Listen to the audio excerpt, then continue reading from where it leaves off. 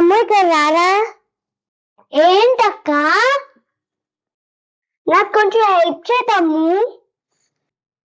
ఏంటక్క ఇది? ఇదా, నేను వినాయకుడిని తయారు చేస్తున్నాను తమ్ము. దేనికక్క?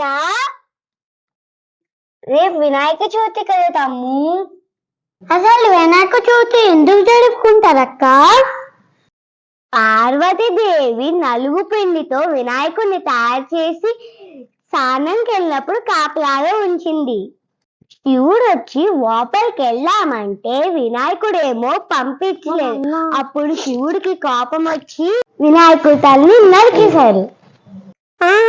అప్పుడు నాకేం జరిగిందో తెలుసక్క? పార్వతీదేవికి కోపం వచ్చింది.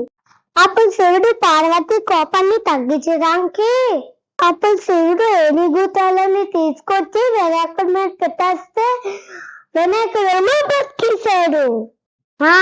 అందుకే మనం ప్రతి సంవత్సరం వినాయకుడు పుట్టినరోజు జరుపుకుంటాం.